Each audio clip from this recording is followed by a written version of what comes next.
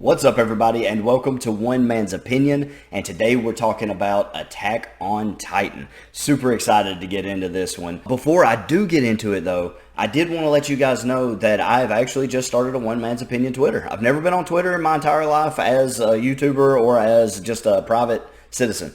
I've never been on Twitter in my entire life. I haven't really posted anything there yet. If I can kind of start to get the ball rolling and get a little bit of a crowd built up over on Twitter, I'll probably start taking polls as to like what videos to do next. I'm saying this now because I've noticed that my anime-based videos, so like if I'm talking about Dragon Ball Z, or if I'm talking about JoJo's Bizarre Adventure, or even hopefully with Attack on Titan, just the different anime videos I've done in the past, I've noticed that they don't do really well initially, but they're some of the most consistent videos as far as getting views goes into the future. Like, they may not have a lot of views initially, but I can check on a video that maybe I did a month or two ago that had like an anime theme to it, and it's still growing. Most of the time they continue to grow. And so I know I have like an anime fan base out there that I would like to get in touch with, and I think Twitter would be a great place to do that, because some of the other stuff that I do on this channel, like reactions and things like that, I have a lot of reactions to it. I have a lot of comments on those videos, a lot of thumbs up. So it's easy for me to engage with those fans, the people who enjoy the reactions. It's easy for me to engage with them and say, hey, what do y'all want me to do next? They usually just let me know down in the comments, that sort of thing. But for a fan base that's a little bit more scattered, like in the anime genre and how that seems to go on this channel, I think Twitter would be a good place for me to connect with you people. Us people. And so if you want to follow me on Twitter, it's at One Man's Opinion. It's just exactly like the YouTube channel. And also, if you want to further support the channel, I've got the Patreon link down in the description, CashApp down there for a one-time donation. Totally up to you. I appreciate you stopping by. Let's get into Attack on Titan. So right away, the first thing that I really want to talk about when I'm talking about Attack on Titan is kind of what my knee-jerk reaction was to it. So this is just like my thoughts when I first started watching it. That way I can give you an idea about how I kind of evolved and grew to appreciate it a little bit more as I watched the show. My first reaction to watching the first few episodes and trying to get into the show a little bit pretty much were that the show took itself too seriously.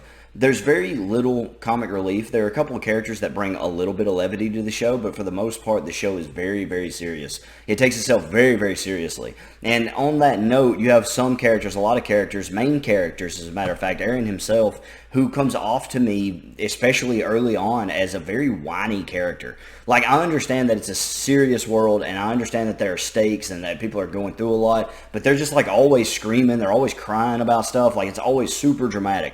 And that turned me off. When I first started watching the show, that turned me off. As a matter of fact, years ago, I tried to start Attack on Titan and gave up on it because I was just sick of listening to them like yell and cry about everything constantly. There is a lot of that in the show, and I say that also to kind of give you an idea about what you're going into if you've never seen Attack on Titan. However, before I get too much further, you should know that there are major, major spoilers coming as I talk about this show. We're going all the way to, you know, the season 4, the two-thirds of the way through season 4 where the show is left off right now. There's 1/3 coming up soon, so we're going all the way there. We're talking about a lot of the major things that happen, some major deaths and major plot points and stuff like that. So if you haven't seen the show, I suggest you go watch the show and then come back, because this show, one of my favorite things about this show is that it is highly unpredictable. And if you think like, oh no, I can watch this and it's not going to spoil that much for me, it's just an anime, they're pretty predictable. Some animes are pretty predictable.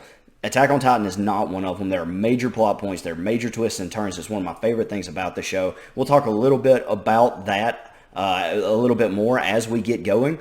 But for now, just know that if you haven't seen the show, now's the time, you know, you want to walk away. But yeah, in the beginning, that's the way I took it. Though, you know, I wasn't a huge fan of it, but it did start to grow on me. I don't think Eren was ever my favorite character, and even as the story progresses, I don't think Eren has ever at one point been my favorite character in the show. Oh, certainly I've rooted for him many, many times. I like Eren, fine, but he's not my favorite character. He is quite whiny for a lot of the season, and then like he'll come out of that and he'll not be so whiny, and then it's like he goes back into it. And so, you know, he's never been my favorite character, but there are side characters. I grew to really like Armin pretty quickly, which is, for being the sort of the weaker character, the one who gets, a little bit picked on. People have to stand up for him, but he's intelligent, and he comes up with a lot of really intelligent plans. He thinks of a lot of really awesome stuff as the show goes on. I really found myself drawn toward him. I like Mikasa a lot.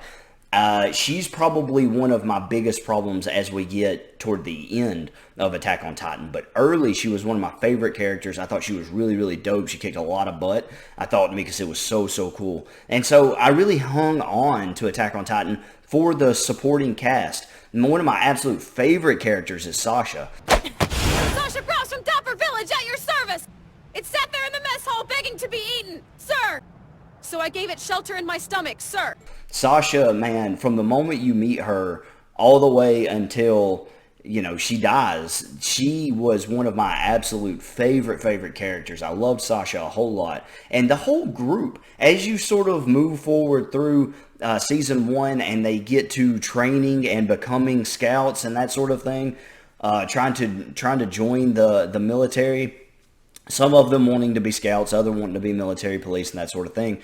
As you are going through that training, I really, really enjoyed that. I really enjoyed meeting all those people, all those different characters. Of course, that's where you meet Annie and Reiner and all of them, and there's so many awesome characters, people I really, really liked. And that's another great thing about this show, is that this show has some of the most complex character developments of any anime that I've ever watched. And I think that is so, so good, because I always liked Reiner. Like, from the get-go, I liked Reiner a lot, and then he turns into a bad guy, and you want him to be redeemable. And it always, teases you that Reiner is going to make this turn, and that Reiner is going to be a good guy again, and that he's having, an internal struggle with this thing, but he just stays on the other side, and you're like, oh man, because Reiner is so easily likable. But then there finally comes a point where he's done so much damage and they've killed so many people and so many characters that you love have died because of them, that you're just like,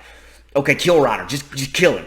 And so, it really does an excellent job. And then you can flip that on its head and even say, by the time you hit the end of season 4, or at least the midpoint of season 4, Reiner is sort of helping Eren and them again. And so it's like, it's that back and forth, and that's what I mean by these complex characters. It does an excellent job of setting up characters who, okay, they're supposed to be the bad guys, but then you grow and learn with them. You grow with them more, and you learn more about their life and what's going on, and the show shows you so much from both sides of the war that are going on that honestly, you can still sympathize with the bad guys. And then on the flip side of that, the people who are supposed to be the good guys sometimes have to do really awful things. And I think better than any show I've probably ever seen, it really sets it up to where, no, I see where both sides are coming from. By the time you get to the point where Eren leads the attack on the Marleyans, and he goes across the sea, and he gets the Warhammer. By the time you get there, you're like, it's war. It's war. There are no good guys. There are no good guys, and there are no bad guys. Maybe there was fault to be found in the beginning. Maybe, Ymir, the children of Ymir were awful people in the beginning, and they treated the Marleyans horrible. Maybe the Marleyans were so afraid that once they finally got power over the Ymir, the children of Ymir, and they left, that fear of what they could do one day kind of kept them in a position where they felt like they had to keep a boot on the neck of the children of Ymir. And so it's like the Eldians. You understand everyone. What I'm saying is, you understand everyone's motivations in the story, whether they're Eldian or whether they're Marleyan or wherever they come from. You understand motivations from both sides, and so you can hate a character but also sympathize with them, or you can love a character but also recognize that they're extremely flawed and that they make stupid decisions from time to time.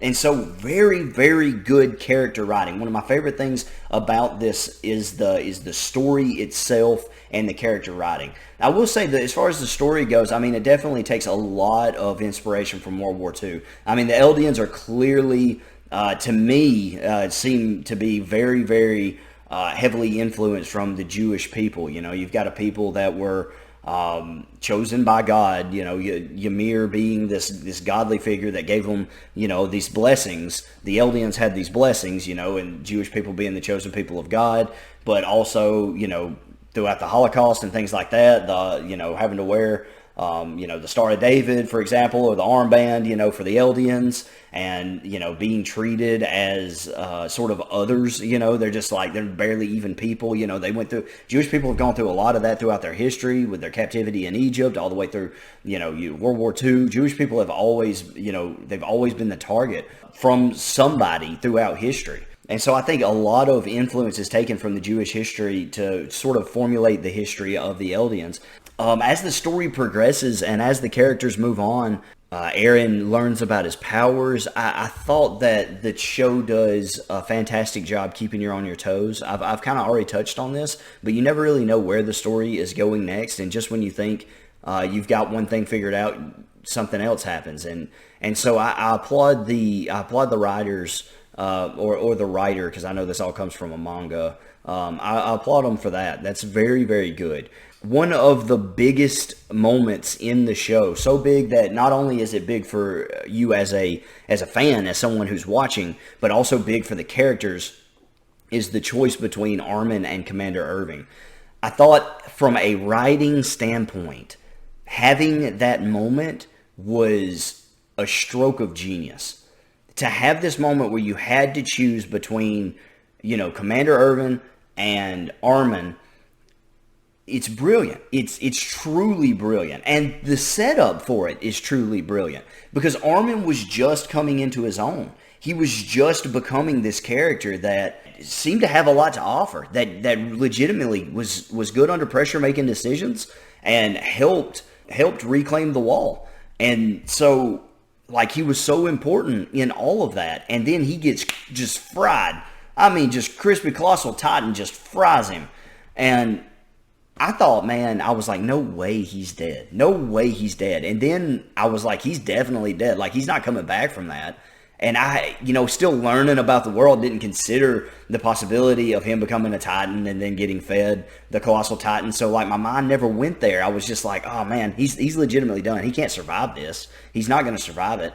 And then you had Irving, who was there and is so important, so incredibly important, really for everybody. Really, Irving was super important for everybody. And so, as a writer, I think they wrote themselves into a beautiful place, and having that conversation between Levi and Irving beforehand, where Irving was basically like, whenever it does come to an end, I'm okay with that. We have people that I trust that can take over. I think a lot of Armin, he had all these people that he felt like when his time came, he was at peace with that. He was almost ready for it. And having that conversation take place so that Levi has the reasoning, he has the foundation for choosing Armin over Irving, I thought was also just completely smart, just really, really smart. Having said all that, it was stupid. It was a stupid move. Look, I love Armin, and I thought if the writers choose to kill Armin, that's really stupid. On the flip side of that coin, if the characters choose to save Armin, that's really stupid. Does that make sense? In the world, Irving would have been way more useful than Armin, and it plays out that way. Frankly, and it irritates me. This is one of the things I don't like about the show as a whole, but there are a lot of characters who become almost neutered. Just, Armin does not, it wants you to believe that Armin's going to become like a strategical mind. And I understand he doesn't have the years of experience of Commander Irving, but even after that moment, he has very few moments where he shines. Armin has very few moments where he shines as an intelligent strategist, as someone who notices things and comes up with plans and is using his head. That side of Armin is almost completely taken away after this event. I know why they saved him, because Levi felt like that's what Irving would have wanted. It very well may have. but they needed Irvin's experience going forward. There's so many things that would have been done differently, and lives that probably would have been saved. Now, Irvin was a gambling man, and he wasn't afraid to have people killed for the greater good, but he always had an idea. He always had a plan. He always had a goal, and he was very good at eventually reaching those goals. Even if it took him a long, long time, he would get to those places, and he would get the job done by any means necessary. And losing him there causes catastrophic just failures throughout the future because they lose that strategic mind. Levi is a killer. He's not a strategist. And even Hanji, after she takes over, like, I love Hanji. She's another one of those characters that I really, really like because she has some of that levity that you get so little of in this story. So to me, Hanji is one of my favorite characters as well. I think her eye patch is dope. But no, she's a great character, but she's not ready for that position. And while she does make some really good calls as commander, she also makes some mistakes. That's not saying that Erwin was like a perfect guy. And I think I've been saying Irvin. Have I been saying Irvin? Irwin.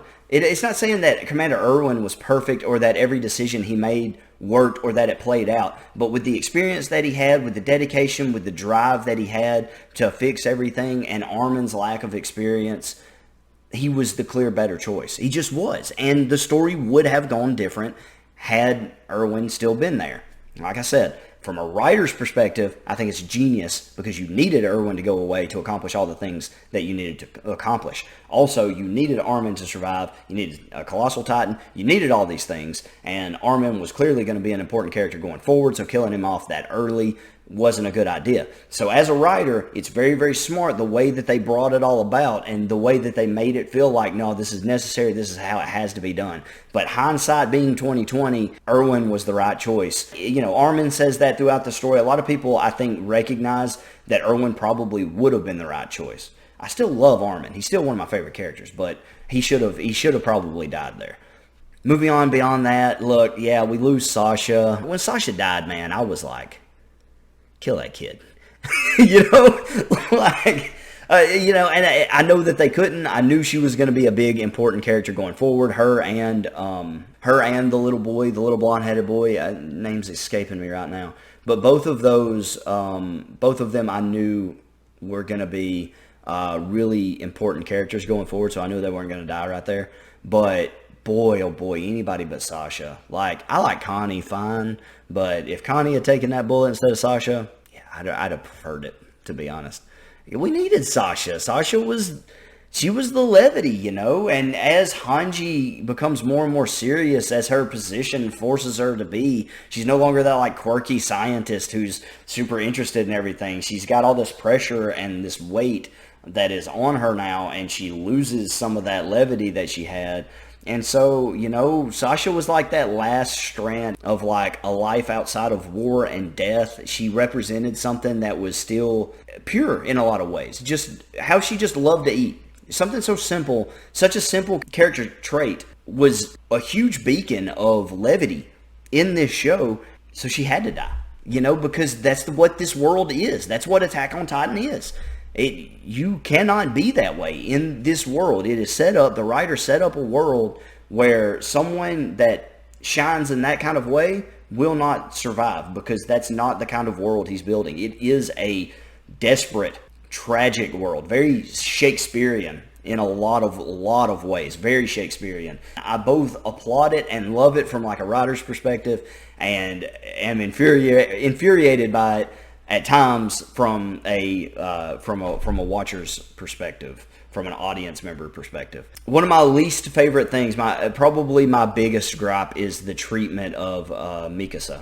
I hate what she has become by the 4th season. I hate how depressed and useless she is. I mean, she's still a great fighter, but she just seems like in every scene, she's like a cowering dog, just like in her own head. And I just hate where they took her character. I legitimately do. And I know that there's going to be a redemption arc for her. I can see that already. She's starting to fight a little bit more. She's starting to find her drive again here toward the end of season 4. But I don't like it. I don't like where they took her character. I hate how weak they have made her appear. how she's just under Aaron's foot now, and she's like a puppy dog. She's like a dog that was scolded by her master, and now she pouts in the corner all the time. Like, that's who Mikasa became. When you first met her, she was her own person, you know. She was a strong person, and, you know, she made her decisions, and nobody told Mikasa what was going to happen or what wasn't going to happen. Mikasa says,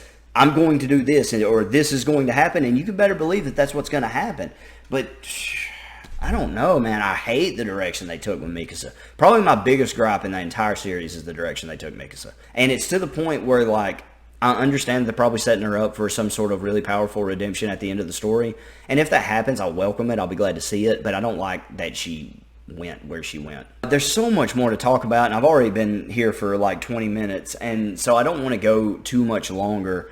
I just want to say that Attack on Titan is a ride. Let me just take a moment to say it is an absolute ride, man.